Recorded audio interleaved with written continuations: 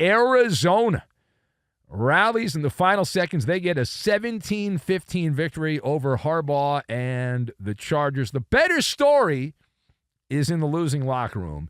And the conversation around this game already is about the quarterback. The quarterback apologists are on their high horse saying that Justin Herbert gets a mulligan, that yet again his teammates have let him down. Every time the Chargers lose, it's never Justin Herbert's fault. It is never the man's fault. These quarterback brown-nosers are a special breed. They are. Now, in this game, you did have Jalen Reagor, the wide receiver, who fumbled. Those fumbles in the end zone situation. Yeah, that happened. Somebody named Cam Hart had a penalty in overtime, a killer penalty that set up Arizona to push them in along on their drive that resulted in the field goal. But let us discuss that part of it, the quarterback part, the better story in the losing locker room. So that is where we will go.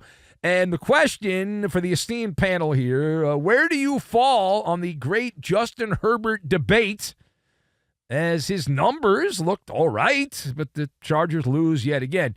So I've got Ernest Hemingway, Salk, and Warped. And we will combine all of these things together, and we are going to make Cactus, because that's what the Chargers offense was stuck in, Cactus. So, number one. Yes, we are on the side of accountability. We stand on the side of accountability. The Chargers, over the years, have changed coaches. They have changed players, and Justin Herbert has remained the quarterback. He has been given multiple big contracts, and his performance never quite good enough. Now, if you play fantasy football, there's a lot of sexy numbers there in terms of yardage, not so much touchdowns. It's always been someone else's fault. Always been. I wish I could do that. Wouldn't that be fun? Hey, the show blew last night. Ain't my fault. No, not my fault. No, didn't happen. Not my fault. The whole thing is weak sauce. Is what it is, right? And you watch Justin Herbert. I'm watching that game. I'm like, okay, he's thrown for a lot of yards. He had 349 yards passing, and he completed, I think, around 70% of his passes, something like that, 69%, which is close to 70. It's just empty calories is what it is. It's like drinking soda pop. It's empty calories. And he didn't have an interception. He didn't have an interception. But as Ernest Hemingway famously said, never confuse movement with action. Don't do it. And that's when you watch the Chargers offense, Justin Herbert went against the NFL's 27th ranked defense. There are only 32 teams in the NFL. They were the 27th ranked defense, Arizona, and I'm surprised they weren't worse than that. And the Chargers offense was held out of the end zone. 8 possessions, not once did they get paydired. The Chargers got in scoring range. Not even the red zone. I think they only got the red zone 1 or 2 times, but they got in a scoring range, and they were stuck in suspended animation is what they were stuck in. And 1 step forward, 2 steps back. Part of the problem, unpopular opinion here. Unpopular opinion. I was texting a friend of mine who's a Charger fan. I said, listen, it's a problem. Your problem is your kicker.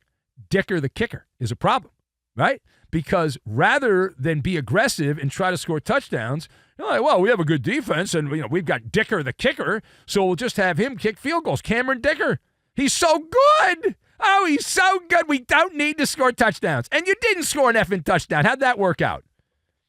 They had 5 field goals. That's exciting. Whoop-de-damn-do. 5 field goals. Whee! So exciting. You ended up losing the game. And you lost to a second-rate club like the Cardinals.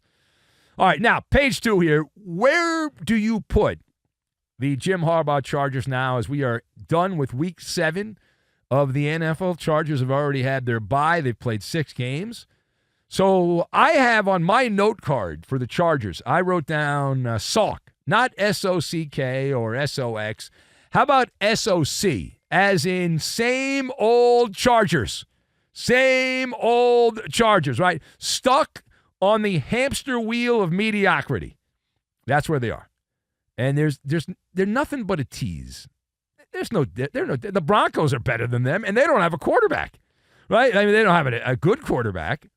They have a wobbly throwing Bo Nix, but yet the Broncos are better. Justin Herbert, he has nice stats, right, in terms of yardage and things like that. And the Chargers' defense looks to be pretty good, and yet you look at the losses here. They lost to the Cardinals now. They lost the Steelers with Justin Fields, who got benched after that game, shortly after that game, and the Chiefs, who are the gold standard in the division. That's the litmus test in the division.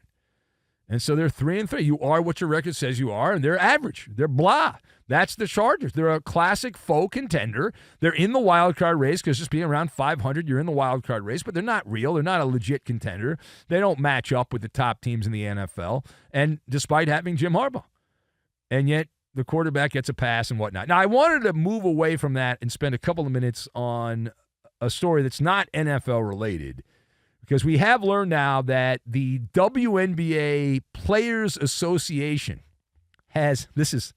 when I saw this, I thought it was Butt Crack Sports or Sports Talk Barry, Barry, the Sports Talk guy, those parody accounts online. I thought, well, there's no way this is real, because in the real world, if you work for a business that is losing money, you would certainly not do that. But apparently, this is legit. I double verified it, and this is the funniest thing you're going to hear all day. The WNBA Players Association. By the way, I'm not doing this for jokes. I'm not doing this for. This is real. What I'm about to say is real. Okay, I'm not making this up. What I'm about to say is real. So the WNBA, which has lost money every single year they've been in business, and the union for the players has decided to opt out of the collective bargaining agreement, the CBA, and they're going to negotiate a new deal, and they are threatening a work stoppage. A work stoppage in the WNBA. Would anyone notice? Oh, man, does any of this make sense? Does any of this make sense? Well, it is illogical on every layer of the cake. It is completely illogical, and it shows you that the WNBA rank and file are warped, right? They have a warped sense of reality. That's the only conclusion, the only logical conclusion one can come to. You have one player in the entire league that anyone cares about. One player. That's it. It's a one-player league. She should hold out, and everyone else should play. Caitlin Clark, that's it. The rest of the league, completely useless. All these players are useless. The teams are useless. The whole operation is useless, right? There's no star power. There's no fan base. There's no interest in the league at all. The league has been around since 1996, and they draw garden flies in terms of interest, right? And what is my evidence? How about this year? The WNBA's arrived. That's what we were told. Eddie was forced to give WNBA scores on the news updates against his will by corporate. So let's look at this. The 2024 final WNBA regular season viewership on all rated television networks. Games involving Caitlin Clark had almost 1.2 million viewers, 1,178,000 viewers. Every other WNBA game had less than 400,000. Now, keep in mind, on some of the channels that broadcast the WNBA, the very bottom of the ratings are about that. Like, there's no one else. There's a certain amount of people are always watching certain TV channels at any time. The difference is a shocking 199% drop-off when Caitlin Clark's on, and then when anyone else is on, she's not playing. 199% drop-off.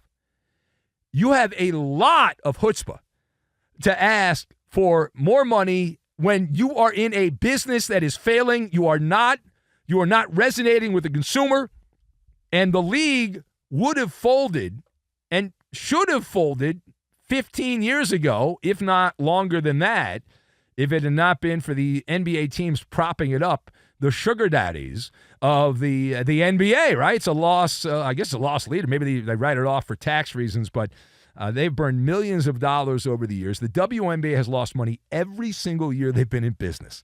Is there any other business that can last almost 30 years and lose money every year? And yet the employers are like, oh, we need more money.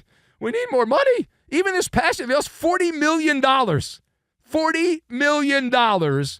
And the league was shoved down my throat and your throat, and we didn't want it. No, we didn't ask for it. But, hey, it's arrived. And when it obviously hadn't arrived, no one cared other than when Caitlin Clark played. And the new TV deal that the WNBA is getting, spoiler alert, spoiler alert. Yeah, it's pocket change. It's chump change compared to what the other popular sports leagues get in terms of broadcast revenue. The WNBA is a niche sport. That's all it is now, and that's all it will ever be. And it's a fringe niche sport.